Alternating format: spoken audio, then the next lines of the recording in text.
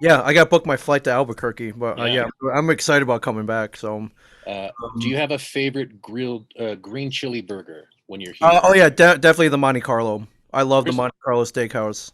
I haven't been there. Okay. Oh, it's the one where you have to go through a liquor store to get to. Mm, It's on the like close to the west side of town. okay. Very old school. It's been there forever, I believe. Their steaks are great too. Mm, But I mean, I love Blake's. Blake's a lot of burger. Blake's was the first place I went to go eat after I landed for my very first time in Albuquerque. Um, but I like literally, if you need to find me at any given morning, I'm over at the Frontier. There's no okay. like without clockwork. Just the breakfast burrito with green chili stew on top of it. Mm. It's magic. It's magic. Your social media posts tell me like you're quite the gourmand. Yeah, Even I mean, I think yeah, like I think I can literally honestly say like I do conventions so I can go and eat in different cities, and then like my life revolves around food so much, like food and beverages really. So, like um, that could almost be a show for you on your own. Just I yeah, I mean I would love to because I was thinking I'm a big Anthony Bourdain fan, of yeah. course. But so whenever people ask me, I was like, "Well, what do you?" Oh, that's awesome! Holy crap, man, that's awesome! I gotta get a Bourdain inspired tattoo Oh, now. That's so cool. Yeah, just like a chef's knife or something with his reflection in it. That's yeah. awesome, man.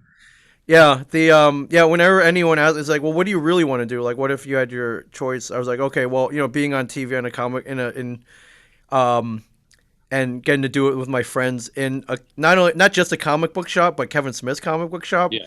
That was, it was one I didn't even really think of that was even possible, but that was cool. There was so people are like, well, what next? I'm like, well, I love going to cons. I would love to do, a Bourdain, but with a geek twist. Just going to, I would love to go to Comic Cons like I do anyways. Yeah. Document the con itself, give them a publicity.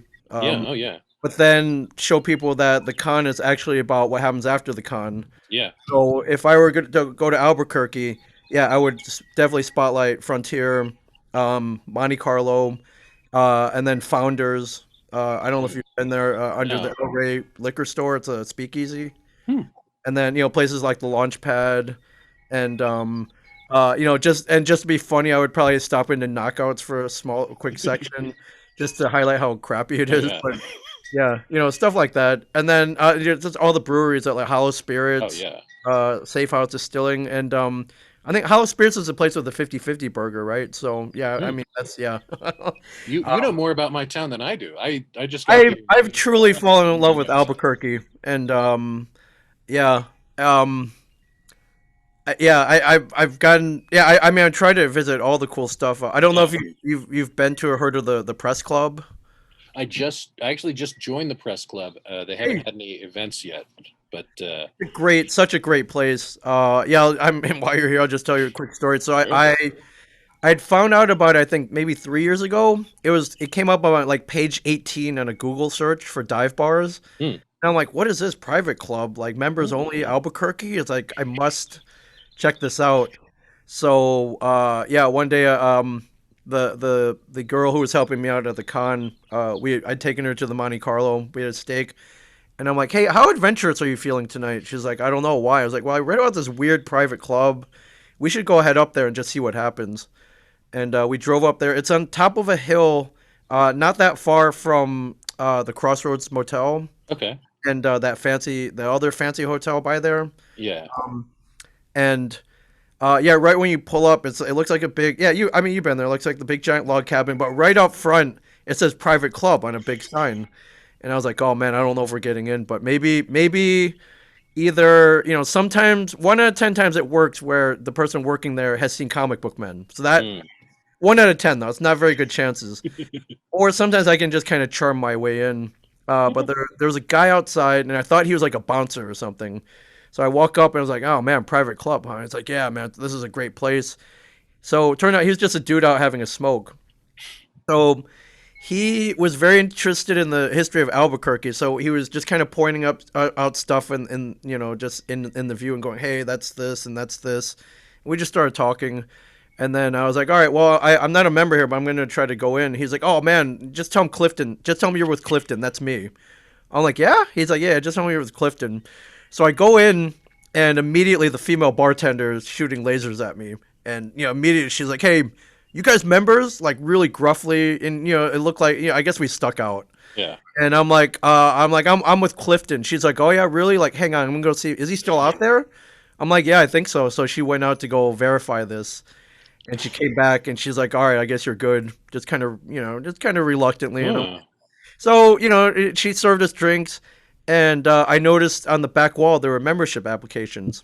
And I'm like, okay, well, maybe I can just make this legit. Just I don't want to cause any trouble. Just here to get a good drink and get a good story. And I saw, the membership tiers where if you're, all right, member of the press, whatever, $60. I'm like, okay, I'm not a member of the press. But underneath it was another tier where it said communicator, the communicator level. I was like, well, I podcast. That's Yeah. communication. So I ended up signing up for that. But in the process, started talking to the bartender more. Learned her name was Holly Ann. I think the question that kind of broke the ice was I was like, hey, what's your passion when you're not bartending here? What do you really love doing? She's like, oh, I'm a stand-up comedian. I love comedy. And eventually I told her I worked with Kevin, so that warmed her up even more. Kevin's more or less a stand-up comedian at this Yeah. point. And yeah, long story short, we're like the best of friends now. Huh. And yeah, oddly enough, a couple months after I met her, she became a member of a long-running podcast out there called Tendering Minimum. Oh, And wow. and I was like, holy shit, you're podcasting? Like, I'm so proud of you. I'm so happy. And so now, yeah, now I've been a guest on that podcast. I'm friends with all those guys now, and we've done live shows out there. And yeah, I don't know. My life is weird, I guess is the point of all this. But Oh no, like I feel like I've cheated a little bit just because Kev has talked so much about you and all the stuff that I've watched. yeah, And I was even saying like, oh yeah, after this I got a meeting with Ming Chen. He just made a clerk's website one day, and yeah, Kevin Smith found it and thought, this is amazing. Can you make me a website? And yeah. just like, sure, it's easy. Yeah, which is cool, but I mean, a lot of that had to do with him in 1996 going, "Hey, Yeah, I think this website internet thing's going to take off." Where this is a year, there was no Google, there's no yeah, Amazon back then, and certainly there was no Twitter, Facebook, or Instagram. So, for him to be like, "Hey, can you build me a website? I want to communicate with my worldwide fan base," was very forward thinking in '96. yeah. Um, The that line, what the fuck is the internet? I yep. almost imagine him asking you that. Almost. I think he had gone to an internet cafe, Yeah, and yeah, he had asked pretty much that same question. And the guys were like, yeah, you can search in this thing called Yahoo, and like there are clerks fan sites out there. And he's like, what the hell is a website? What the hell yeah. is that? But yeah, he learned real quick. But he's extended that. As time went on, podcasting. He started in 2007. Oh yeah. Now he's in the NFT game, so that's Yeah, that's pretty crazy. Like yeah. I some think pretty interesting stuff there. it could either be very, very successful for him or it could fail miserably. But the thing is with him, he's like, just try it. Like, Yeah. just try it. You never know. So, but I've always loved how forward thinking is. As self-deprecating as he always is, the man is very smart to genius level for sure. Oh yeah. Like I, as I'm sure everybody that you know that is aware of who you are, they grew up watching his films and then all the adjacent properties Yep. they're in, and it's just like, oh yeah, hell yeah, I'll talk to Ming. Yeah. Yeah, and then he was like, "Hey, let's make a reality show and throw my friends and employees on there, and maybe it'll work for a couple seasons." But Yeah, and and then it worked, seven. You guys worked did for 7 or seven, 8? yeah, seven. Yeah. Yeah, we got to 96 episodes. Wow. It's insane. It's insane because we were having so much fun. It just flew by. So And did you meet Lou through the con circuit, or because I know I he guested on the show. yeah, I mean, I think my first technical time I ever met Louis was on the show when he came for. I Oh, believe that was the episode 1, season 5 or 6. I can't yeah, remember. And helping Brian get into shape. yeah, which he did. Yeah, oh yeah. Which he did. Yeah, Ryan lost a lot of weight, so he's not going to give Lou any of that credit, but No, he, of course he not. could. But he should. But yeah, I love Lou. I think he was very. He had a great time on the show, and I think he remembers that every time we Yeah. see each other. And I love moderating his panel because we just talk about, strength and power, and then being a sheriff, Oh yeah. police officer. Like he loves that, and yeah, I love that. Like he's a legit officer. He get sworn in. He's gone through the whole training process. Takes it very seriously. I love that. Whereas there's these other fly by night actors like, oh yeah, I'm Steven law Seagal. enforcement. Yeah, I'm like, get out of here, man. No, you're not. Not like Lou, Yeah. man. Lou takes it Well, serious. like Elvis was like officially, I think, a member of the FBI at Yeah. least. Yes. Yeah. Yeah. Sometimes it's all about who you know, but yeah. Yeah. Very cool. When you get here, if you want to shoot like minging around town or something, I've got camera gear and we Oh can. yeah. Yeah. It Oh, would be. Yeah. It would be fun. Yeah. If I could just have like a drone just follow me around, it would be cool. Um, but you need like a Buster Gold Skeets kind of yes. thing, not Yeah. just Yeah. Exactly. There's multiple angles and yeah. yeah. Yeah, but I think when I was growing up, I grew up in the Midwest. I had no money, I had no car, so I was just itching to get out and do things, I guess. Mm. And then I think I'm really just trying to seize that opportunity now that I'm able to go to cool places. And I learned in any city, no matter how desolate it might look initially, Mm. if you just ask around, you'll find that gem for sure. Um, and yeah, I mean Albuquerque. I find most people like it, but some people dog on it. And I'm like, oh Yeah. man, you haven't seen the real Albuquerque. It's not all meth, blue meth, and Breaking Bad. Yeah. Although that's one facet of it, but there's so much fun stuff out there Oh, yeah. that I've really fallen in love with it, and which is why I love coming to the con every year. I think this might be my sixth year in a row coming, Mm. so, which means that Jim and Tina like me as well. So Oh, that's yeah. that's good too. Well, Tina was telling me that you were looking at potentially opening a podcast studio here. I would love that. I think it. I've seen the podcast community out there. It's very strong. It's very Yeah. passionate. And I would love to just kind of bring everyone together. I mean, I'm a comic book fan, right? So Yeah. I'm always looking to be like Nick Fury and just create the Avengers of A podcasting podcasting. wherever I go. Um, but I mean, that's partially the reason our the studio, our business now is called the Shared Universe, Yeah. because everyone has such varied interests. And I truly believe anyone with a passion anything should just be podcasting about it. Mm. But then it's nice to we should I want to build the place where they all come together as well. And yeah, I think Albuquerque could really benefit for in a dedicated studio Mm. where people can just come have fun, record. Maybe we'll get some Marble Brewing beer on tap for everyone to drink because it helps people Oh yeah. talk. And just and it's I just really love this medium, man. Yeah. I really love that anybody can do this. And basically because I came from this I'm from the school of Howard Stern. Yeah. I was that kid who listened. I was like, oh man, he's so wacky. Like I'd love to do this with me and my friends joking around and making fun of each other and playing fart noises. Like how fun would that be? But until podcasting came around, like you couldn't really do that. Oh yeah. Yeah, and so once this came around, once yeah, well, Kevin pushed me into this though. I didn't even really want to do that. I was the guy who would upload his podcast and put it on iTunes, and I was fine with that. I was like the guy in the chair in the dark room, Yeah. you know, kind of like Spider-Man's friend Ned. I was like, all right, Nelson. turn Yeah. right, yeah, turn right, turn left, okay, yeah, all right, yeah, the bad guy's straight ahead. But once Kevin made me do it, he's like, dude, you can talk about anything you want. You can talk about Star Wars. You can talk about food. You can talk about pop culture, comic books, coffee, whatever. And people will listen. I'm like, holy crap, no way anyone's gonna listen to it. Was He's like, just it watch. it started with you and Mike doing I Sell Comics, or did it Yes. start with Slapshots? No, it started with that. Okay. Yeah.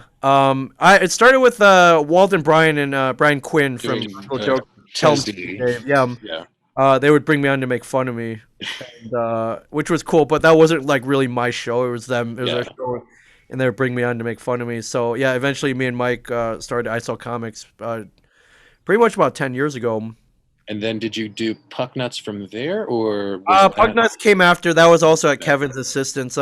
Kevin after he Started started it. doing his own show successfully, he's like, "Hey, I want to build a network, but in order to build a network, it can't just all be like Kevin Smith on Fat Man and Batman, Kevin Smith on Hollywood Babylon, Kevin Smith on.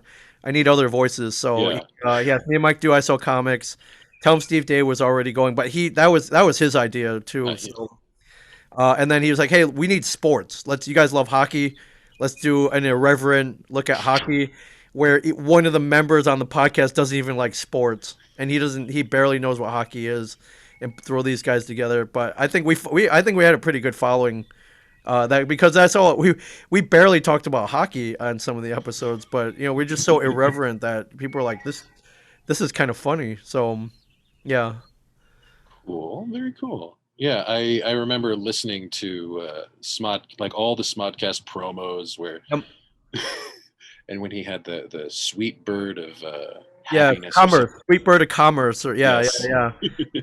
And it got crazy there. At one point, Ken was like, "Hey, can you drum up to 7.5 by 10.5 ads?" I'm like, "That's a very specific size." He's like, "Yeah, they're gonna go in DC Comics for the next 2 months."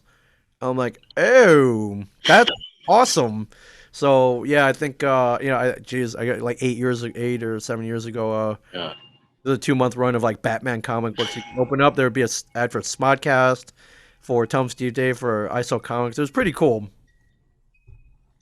pretty awesome. So, yeah. Long story short, yeah, I love Yeah. and yeah, I think it'd be cool to open one up in Albuquerque. Yeah, from what I hear, if you look around, you can get some pretty decent rent out there, and Yeah. yeah. And yeah, my friends are at 10 drink minimum. There is a Borellis Podcasters Guild that Yeah. I was gonna mention them. yeah, I joined it. It's funny, they have 2 tiers of membership. Hmm. There's the green chili membership is like whatever $40 a year, and then the red chili membership is like 100. And I'm like, that should be flip flop, man. Like green chili is Yeah. way better than red chili. I Like was gonna ask you. I was gonna ask you what's your chili preference. I love green chili, but if given a choice, at Christmas for sure. Well, Yeah, that's the when I, right when answer. I get Yeah. both. When I get both. So, yeah, the only thing I haven't done is gone in, whatever the parking lot of say, Walmart and gotten the fresh roasted ones. I Oh, haven't done that yet. So one yeah. day, I'll fly back a bag of it. But I can send you some or something. yeah, yeah. In the meantime, though, like I legit like I'll order Sadie's salsa from Amazon, buy like the jug, Yeah. just get that little taste of Albuquerque. I mean, like, just from your social media, like, you're the only person I know that's probably drank a whole bottle of Malort's. I mean, close, not at one sitting, Oh but no, no. yeah, but But you've gone back for more. yeah, I mean, I first had that in Chicago. Yeah, Malort, if you don't know, is or if anybody, it's probably not only the worst tasting liquor in existence, it's the worst tasting anything in existence. Oh, And I got tricked into drinking it in Chicago one late night at during a Comic Con, and now I just use it to punish people. Um, yeah, but it's funny. Me and Chris Burnett, the host and founder of Ten Drink Minimum, he turned out he was a fan of it too. So we've kind of bonded over this horrible evil spirit for sure. So we both use it to punish and initiate people. well, Yeah. because I heard about the. I've driven around and I've seen the Borellis Podcasting Guild Studio. I'd not heard of 10 drink minimum, and just the idea of a 10 drink minimum is just kind of scary. Yeah, it's a great podcast. Yeah, it's I think it's 3 right now. Whichever times you do 3 or 4, yeah, local Albuquerque podcasters. It's been I think they're celebrating their 15th anniversary in a Oh month. wow. Yeah, and they just yeah, they have Chris Burnett's the founder. Hmm. He's just kind of built a really great podcast where they just kind of talk about anything. But it for me, I listen to it keeps me connected to Albuquerque Hmm. for sure. They'll talk about getting drunk at Founders, or going to open mic nights at Inside Out, or things like that. So it kind of definitely keeps me connected to Albuquerque. Um, Nice. yeah. And then, like, I've seen you've already been at quite a few cons. recently? Because Yeah, so yeah, people are like, "Hey man, are you gonna go back to cons? What do you think the first one that's gonna come back is?" Like, "Oh man, I've yeah. already been to two of them." So, for anybody wondering if the con world is coming back, I've been to two. The first one I went to, smaller show. It was in Hannibal, Missouri, which is the birthplace of Mark Twain, Mm, and it was great. Their first year they had about 4,000 people come out. This year they had a little over 6,000. So not only are people coming out, it grew. yeah. And yeah, and down south, Pensacola restrictions Con. a little more relaxed. But yeah, that was the next one I went to was Pensacon in Pensacola, Florida. That one's quite a bit bigger. In most years they get about 35,000 attendees, Mm. and the crowd, lighter was not 35,000, but it was well attended, well run, and they took great pains to make everyone feel safe. They bought everybody like shields for the Oh tables, wow. like all this stuff. I just moved mine aside. I was like, I can't talk you through this thing, man. I'm vaccinated. You're vaccinated. I'm wearing a mask or whatever. But yeah, it was it that I think that went really well. And I think that was a pretty true test of whether these bigger conventions Mm. can come back. And yeah, I'm fully confident that the what we were used to a couple years ago is we're gonna slowly come back to.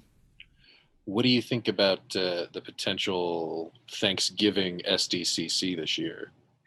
I looked into it. I think they're doing kind of a smaller show, and um I and I when you think of San Diego, you think about that mile long convention center. You think Yeah. about 150,000 people going through there every time. It's hard. In my experience, it's and I've seen cons just kind of try to do smaller shows, or they're like, oh no, this isn't a con.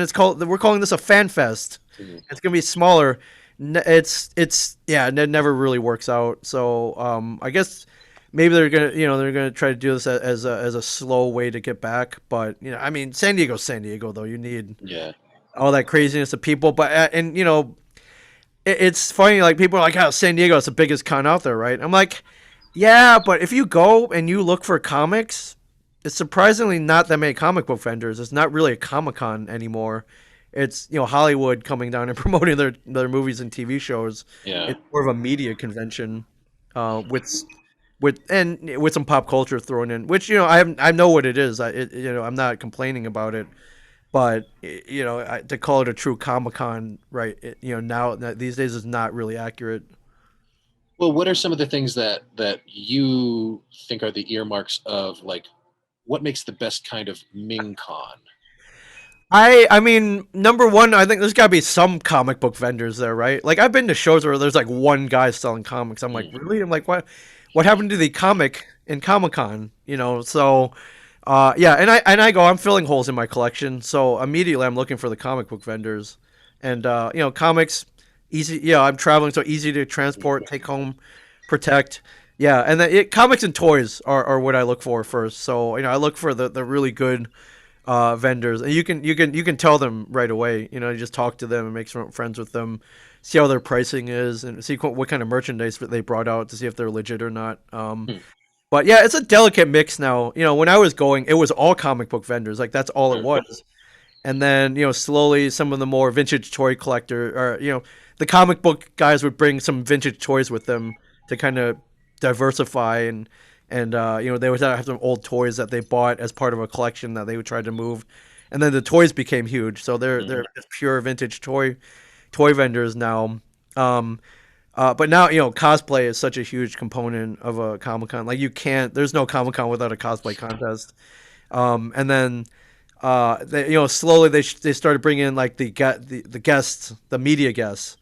But back then, like if you were a media guest, it meant your career was done. Like, there would be like the dude who was in 3 episodes of The Love Boat. Like meet that guy, Yeah. or meet. I was like, oh okay, I haven't seen that guy in 30 years.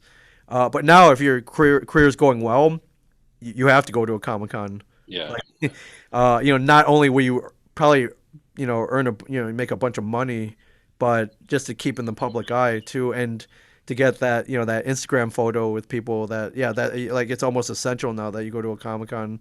Um, so that's part of it. I mean, that's I think more of the draw for me is just buying stuff and going with friends and meeting Mm, friends there. Um, yeah, I think that's part of it too. Is either making friends or going once a year to see those friends that you haven't seen in a year, and then going to the con, hanging out, cosplaying, but then waiting till the con ends for the after hours, either at the hotel bar mm. or just going out and finding cool stuff around the town, and then staying up till 4 in the morning, playing Cards Against Humanity, drinking whatever, getting late night pizza. Like to me, like the real con is actually after the con, hanging out. So that's why I'm always pushing for some of these conventions. Like, hey, why don't you guys have like an after party? Like, where are the after hours events? Because Mm. that's what truly brings people together. And so I'm always pushing for that as well. And I was like, hey man, if you throw either a party or like after hours karaoke, like I'll come and host those for sure, Mm. because I love bringing people together. Huh. That's Yeah, cool. yeah. I I'm a bad nerd. Like I've only been to like maybe 5 cons ever. Like I've never been to San Diego. I did WonderCon Oh, yeah. twice. WonderCon's cool. Yeah, I'd say I wouldn't blame anyone for not going to San Diego. Like, first of all, trying to get like a hotel is a challenge. Yeah, Like no one gets their own hotel room there. You got to split it with three other people because the price is ridiculous. Then getting passes is that's not cheap. And then food, everything. It's a process. it seems like a So $1,000 weekend. Just but yeah, if you're lucky, yes. And then yeah, then you got to buy stuff too. So yeah, you're gonna get exclusives, San Diego Comic Con exclusives that you can only get at the con or pay 5 times as much on the aftermarket. yeah. So yeah. So yeah, I don't call anyone a bad nerd for not going to San Diego, but Okay. well, I think I think what Jim has built in Albuquerque has been awesome and truly remarkable. I love pre-pandemic he would always hold it in January because there was nothing else going on Yeah. in the convention world, and yeah, to me that's smart. But I think Albuquerque is a very well-run, just balanced convention. You don't have too many media guests. You got great vendors. You got great artists, and panels.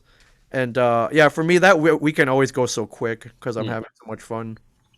Um, because you're an unofficial king of cons. Like, who are some of your favorite people that like other media guests that you get to see at?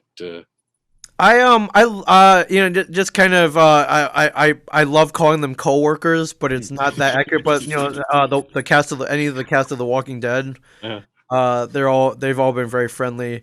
I think 2019 Ross Marquand came out, he's and a buddy of mine. Yeah. yeah, like such a great guy, like super cool. And he's blown up now. He's in Marvel Yeah. movies. Been great on Walking Dead.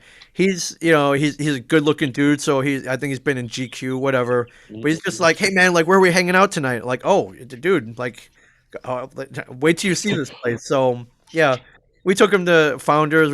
Took him over to Satellite for a live show with the red light cameras, Huh. um, all kinds of stuff. He's friends with that Cowboy Bourbon bar down the street. I can't remember Hmm. what it's called, Boots and Bourbon or something like that. He's friends with them, and Huh.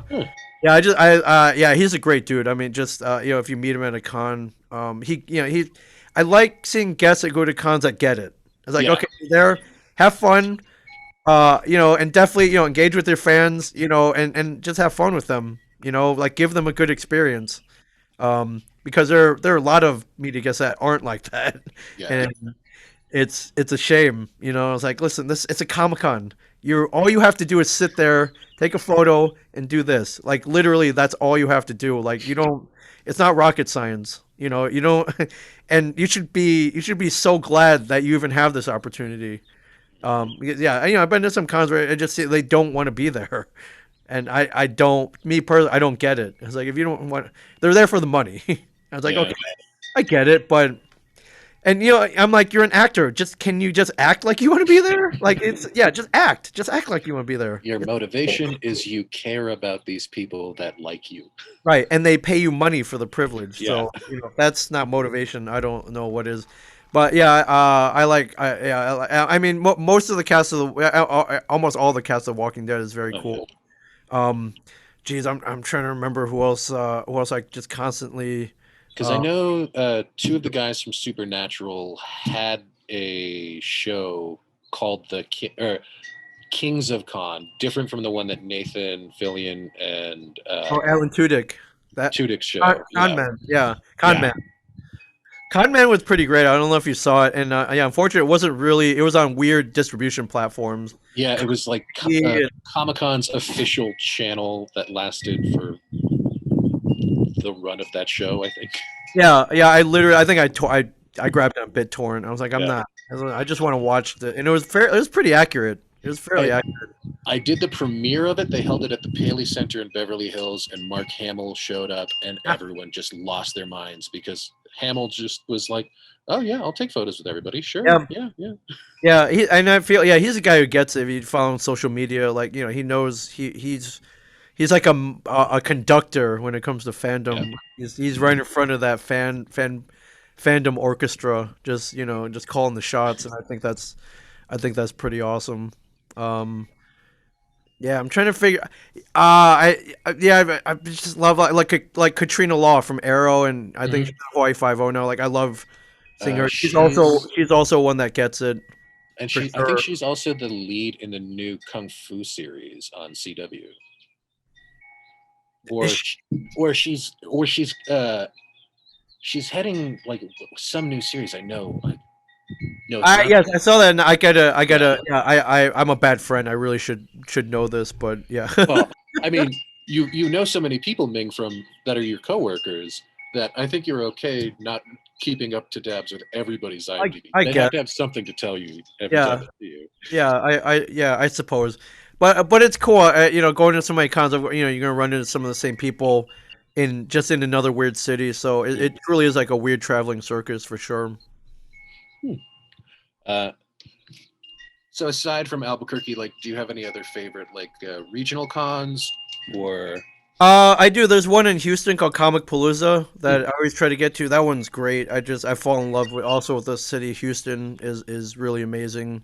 Um, I'm trying to think of Pensacon's a great one. The one I I just really love the logo that they had. Like, I'd never seen it before except for you sharing it. I was like, that yeah with the trident and like cool looking mermaid. Yeah. yeah.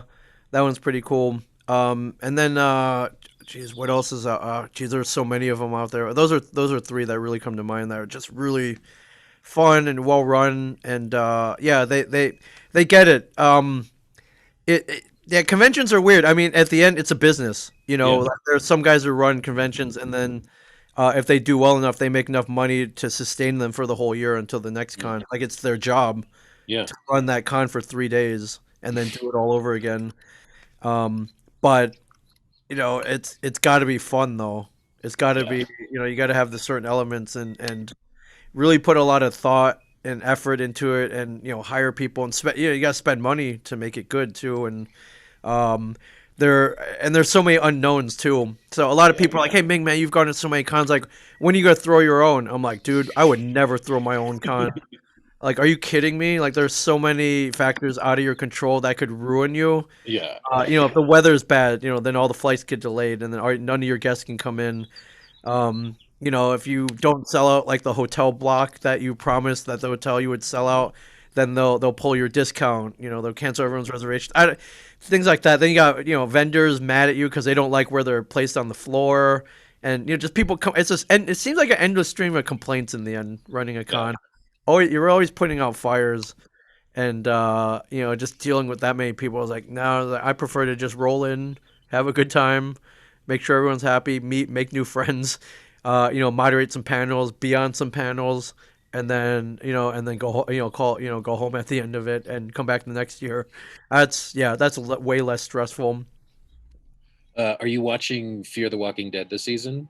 I'm not. I've heard it's gotten very Wow. very good, and yeah, it's tough. And the regular Walking Dead kind of stopped when Carl got killed, which Yeah.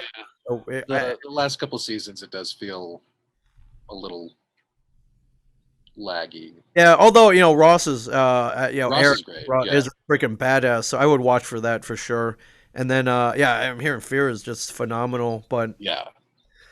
Nick Stahl, who's going to be a guest at ABQCon this yeah, year, he's on it this season as John Glover's number two, that's and so cool. he's like a doomsday prophet who was already in jail, what's his name? Garrett Dillahunt's dad has been cast as Keith Carradine, um, and he's this grizzled old cop that had put away John Glover 40 years ago, and Yeah. John and like now John Glover got out because the end of the world, and he's got Nick Stahl as his like as his beta, as his like big bad who's doing all Yeah, that's so cool. the muscle. All right, I gotta catch up. Yeah, I like Nick Stahl and the third Terminator. Yeah, I thought it was good. just him John, getting locked underground, like that's just his lot in life. yeah, I guess. I mean, temporarily, depending on which timeline you Yeah. believe. Yeah, the Oh, whole thing, man. It's the whole thing. It's tough that you know what they can make Terminator movies now until the end of time. Like they'll never top Terminator 2. There's just no way. oh yeah. Yeah. I mean, yeah, you can't think of any other Terminator movie that's even come close. A couple of No. them, some cool action sequences, but nothing really as visceral as like Schwarzenegger pulling his flesh off. Yeah. Yeah. In front of Miles Dyson. Oh, yeah. It's so great. So great. Yeah. I really think they should just stop trying at this point. There's no Yeah. need. There's no need. But yeah, it was great getting to chat with you, Ming. Oh yeah, for sure. I can't wait to get back there. Yeah. And then I don't know, like, do you want to put this out? Am I putting this out? I can cut this together and put it out on my I think we end. both put it out for sure. Yeah. Oh yeah. I'll send you the audio and video for sure. And Is there anything you want from me to just make to give context to who I am? that's up to you. I mean, if Okay. you need to, yeah, if you got stuff to promote, absolutely, absolutely. Well, But you spearheaded all this, so this is which was cool. well, yeah, because I when I moved here and because I moved to Albuquerque right after uh, um, the Oscars in 2020. So, Oh, so you've only been out there for a year. oh yeah, like get here, unpack, and COVID. then COVID, and then Yeah. I'm locked in here with this amazing view of Albuquerque. Yeah. It was like because I was in LA at this one house on Venice and Sepulveda for 10 years. I know exactly. I know pretty much where that Where is. the Fat Uh, Burger is. yes. You were like not little. There's like a little Shanghai over there Yeah. with all the Hong Kong, like, or was Uh, it, just down the road was little, not little Osaka. Like there was a second little Japan. yeah. Yep. There's like Japantown and or Little Tokyo downtown, and then Yeah, it's a little weird Asian offshoot, which I love. There's yeah, a great Hong Kong style noodle place there that I miss. And I lived there for a year as well. oh yeah. Yeah. Well, I had first met Brian when he was managing Oh the God. West Side Stash when he was still skinny as a rail, and then like he had his motorcycle, then he Yeah. did Comic Book Men, and he had kind of put on some weight, and then Lou got him all fucking yoked. Yeah. That was fun. I mean, I miss that period of LA. I was out there in Yeah, 2001, and it was all great until 9/11, and then it kind of crumbled from there. But up until then, it was a good time. I yeah. was having fun. One of the big reasons I moved to Albuquerque rather than staying in LA was like, uh, do you watch The Expanse? I know. I know. Gigi Edgley's on there. So yeah. Yeah. Uh, there's this great line about the churn where the rules of the jungle change, and either you die or you just move on with it. It doesn't really matter. We're just cogs in the machine. Yeah. LA kind of went through major churn. Like all the cool places that I would go to closed down. All the good parking lots are now taught like skyscrapers in Yep. Hollywood. It just didn't. It wasn't fun anymore. Traffic got too bad, and now just this amazing. Yeah, no, view. you made a great move, and then they're building production facilities out there. I think Yeah, Amazon's out there. Albuquerque is a good place to be for sure, and yeah. I try to tell people that, and either they listen or they don't. But Uh, yeah, for sure. So yeah, I could never live in LA again. I love no. visiting, but I'm not living there. It's way too many damn people, man. And Way then too many damn people.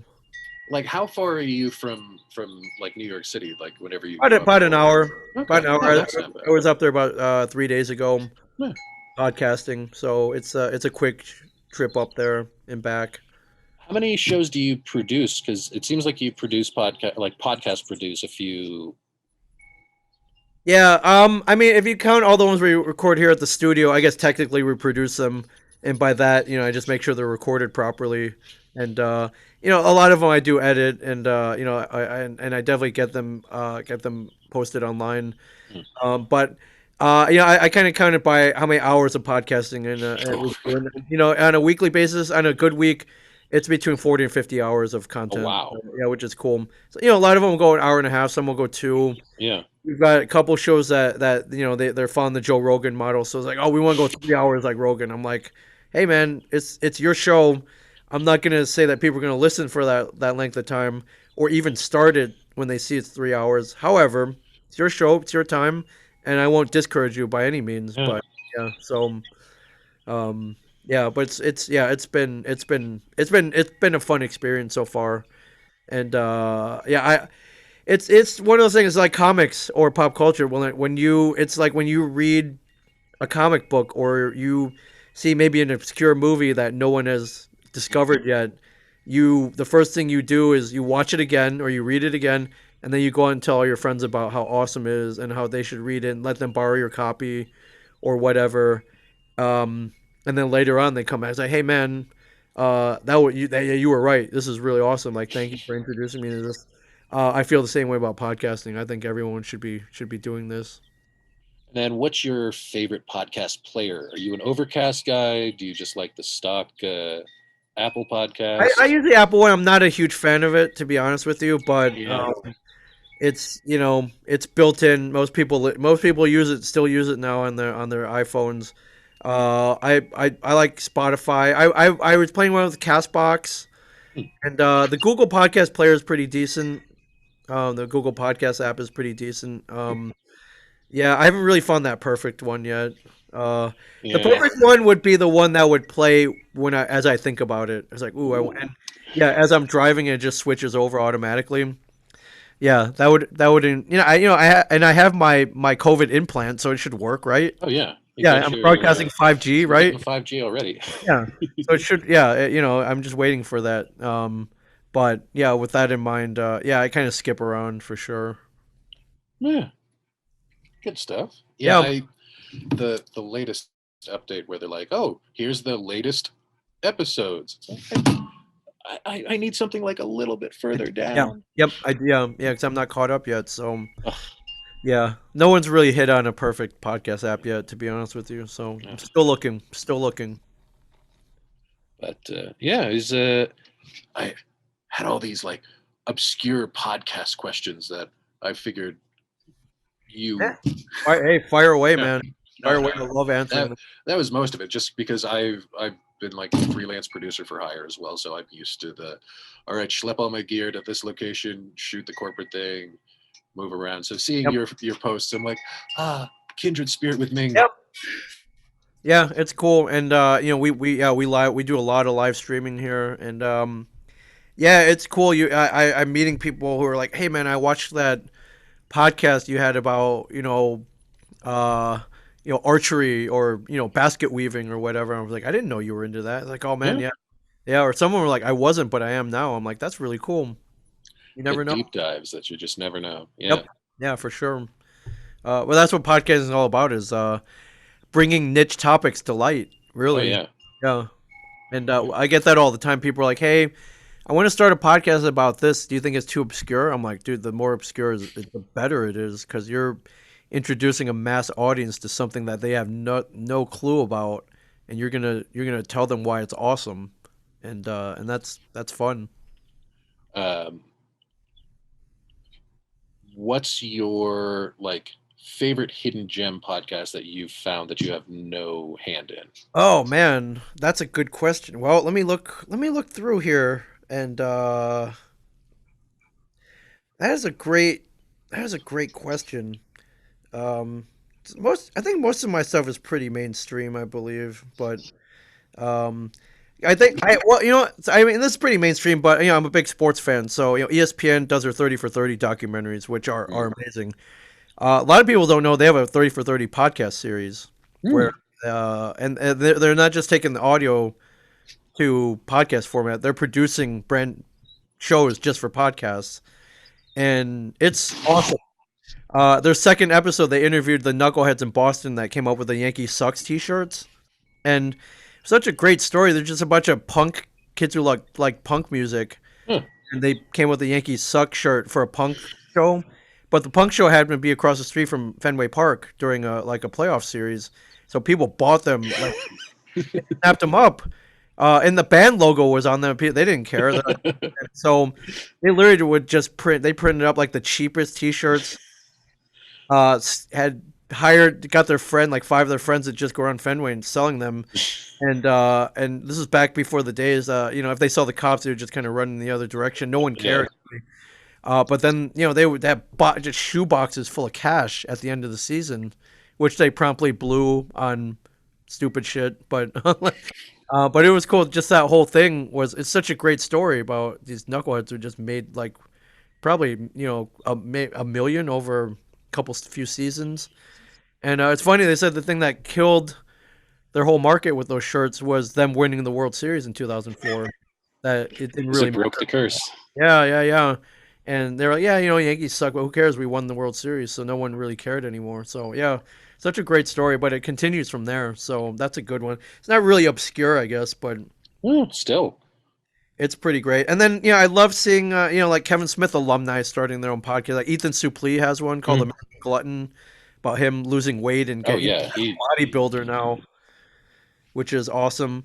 And then I want to plug one of our podcast here that's recorded here, which I love. It's called American Loser, Hmm. which is it's a history podcast started by a comedian and his dad, and his dad would take him to historical sites, and he grew up loving history. But he's like, well, I don't just want to do a main cookie cutter history podcast. I want to focus on something more fun, which is all the losers in American history. Like everyone focuses on George Washington and Ben Franklin and guys who have succeeded. What about all the losers? What about the people that failed upwards? What about all the people? And there are a surprising amount of historical figures that just fell ass backwards into what they did and somehow became prominent historical figures. If you dig deeper, man, they were idiots and they just got lucky. Yeah, it's great. It's great. But then you got some real losers. Alexander Hamilton, Yeah. got killed in a duel.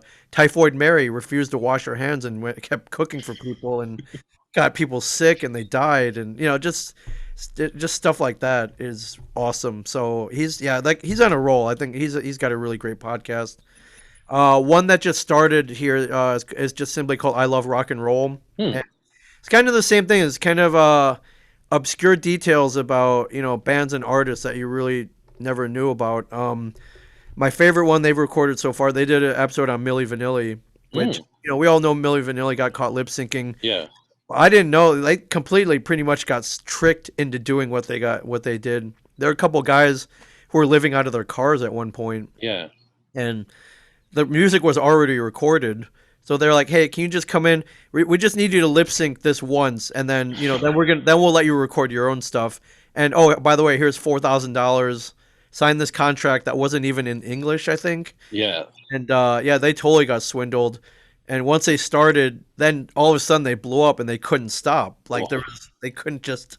And there were a couple of times where they wanted to tell people they were lip syncing, and they were like, they were kind of threatened, like, pretty much death if they told anybody. So yeah, they totally got tricked. I always felt bad for those guys, but I didn't at first. I was like, oh, what a bunch of Yeah, they're because you. swindlers.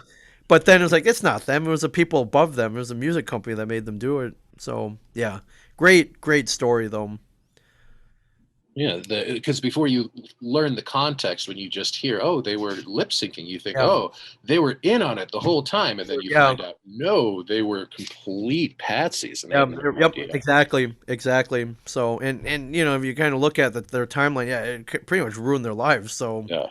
they didn't make it. Yeah, they end up not make any money because of bad contract. They gained nothing out of this. Oh, But no, Anyways, that's that interesting. Like I'm that's good. definitely gonna. That's a good podcast. Yeah, it's just simply called "I Love Rock and Roll," and again, co-hosted by a couple of comedians. So the comedians are coming out in full force in the podcast world. Oh yeah, like especially in LA, every comic I know has at least one podcast. And then when a couple of my kind of more posh female friends who only watch like reality TV started doing their own podcasts, that's when I realized, oh no, like literally everybody has a podcast now. Yeah. But yeah, I find it weird that the comedians are doing it. Because so like Kevin, he started podcasting, and then he took it. He got smart. It's like, hey, I'll sell tickets to podcast live Mhm. and make that money. Then I'll take the podcast I just recorded live, put that up, sell advertising on top of that, and make more. Yep. Yeah, that's all money. That's how you make the real money. You repurpose content. However, when you podcast live, it's such a different experience. It's Mhm. almost like you're doing stand-up comedy because you're looking for feedback from the audience, but you're not. You're telling stories. You're not telling jokes, so it feels weird Yeah. for long stretches where people aren't responding or laughing. Unless you're Kevin, he's always throwing a joke in there somewhere. Whereas the stand-up comics, they're used to being on stage and throwing out jokes, which hopefully gets laughs. And now they're going to podcasts where you don't know what the reaction is really going to be necessarily until you release the episode. So it's it's a kind of a cool juxtaposition, I guess. Hmm. And then when you're doing live podcasts, do you like what's your favorite kind of venue? Is it like a I like the cafe? small Is it I like the small theaters. okay? I love doing like bars, because everyone's drinking already. So, Yeah. chances are some guys gonna be so drunk that whatever you say is gonna be funny. Plus, you get to drink. You get a usually you have a beer next to you as you're podcasting, which is cool. Like bars and restaurants are really fun venues to podcast in. Um, Usually there's food and drinks involved, so that's cool. I like the smaller stages as well. It's just kind of intimate setting, and Not like a whole Hall H thing. no, no, yeah. Although our friends at Funko, the Funko Yeah, Pop, yeah. they've done some pretty big live podcasts with huge crowds, giveaways, throwing toys out into the crowd. I thought that was pretty cool. Hmm. Yeah, like a big thing like that, you want to have a little more going on, but that can also be a big distraction when you're trying to hold a conversation. Oh, sure, yeah, yeah, yeah, for sure. But yeah, but yeah, I think I like the kind of the smaller, almost like like a stand up, like comedy underground type environment. I think those are fun to podcast in. Um, Yeah. yeah, I did one last. Well, yeah, I guess technically it would have been last year. In January, we did a live show at. Trying to remember the venue. It was called like Trick Lock or something. Yeah, I think it was Hmm. called Trick Lock. It was a little black box theater downtown, and yeah, it was cool. We recorded a live podcast there.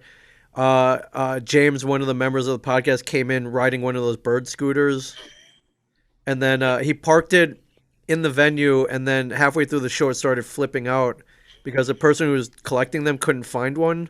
So I guess you can set it to alarm. Yeah, it makes a And we're like, beeping oh yeah, noise. so we had to get that back to the dude. And then I door dashed like $100 worth of golden fried chicken because I heard Oh, the golden fried chicken was really good. So yeah, it was a whole thing, man. But it's all in the name, all for fun, man. oh yeah. All for fun. I did the Fox Emmys party one year, and I forgot who it was, but the host for one of the nationals, I think it was the Access Hollywood host, had ordered like 5 pizzas, and they came up and just pizza, pizza, pizza, pizza, just set it up for everybody because it was such a long night, and it was as the Emmys were happening. So when a Fox show won and they were done and didn't have anything else, they then went across downtown LA to Viviana, which is this church that's now a nightclub on the like middle of downtown. Yeah.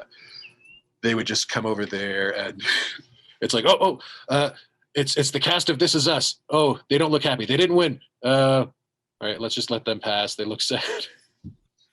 Yeah. That's That's awesome. But I did get to ask the um, oh, Donald Glover's brother and Lakeith Stanfield about the lemon pepper wet chicken wings from that episode of Atlanta. Yeah. And where to get them? And Donald's brother, who wrote the episode, who had just won an Emmy for it, just said, "Oh no, yeah, that's just the sauce that they have there."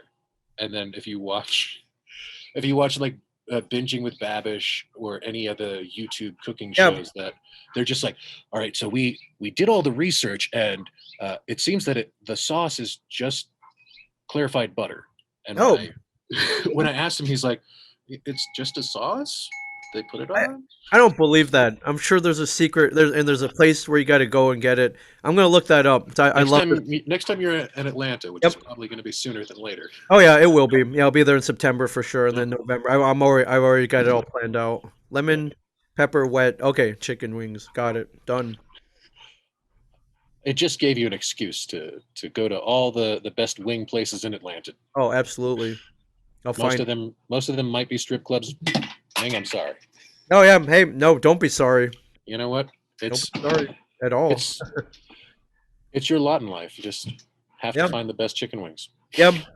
I'm up for the challenge. Anytime. Oh, all right. It's been an hour. I've had fun. I Yeah, hope me you too. did too. Yeah, Yeah, for sure. I'll send you a link to this, and yeah, you can do whatever you want with it. But you'll cool. put it out, advertise the con. Yeah. I think yeah, and yeah, and you'll be there. Oh yeah. I'm gonna try to be there. Definitely Saturday. Cool. Did they ask you to moderate any panels or anything? I think you'd be. I I offered to, Yeah. but like I guess Tina doesn't quite know how big of a nerd I am. I'll let her know.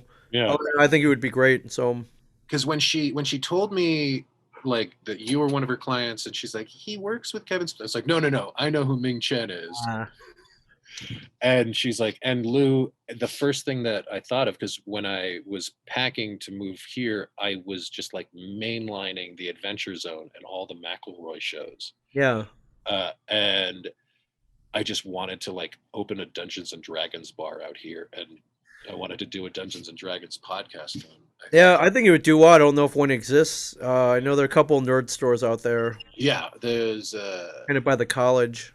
a few nerd stores. There's this one comic shop near me called Twin Suns that I guess the bar right next to it is also kind of a nerd bar that I haven't been into Oh, yet. cool. Okay. But yeah, like when Tina told me about you, I was very excited. Awesome. Glad we finally get to chat. Fantastic. But yeah, it was great to meet Yeah, you, and then I'll yeah. I'll finally see you in meet about 3 weeks, I guess, and couple of weeks. yeah, I'll see you Yeah. at the con for sure.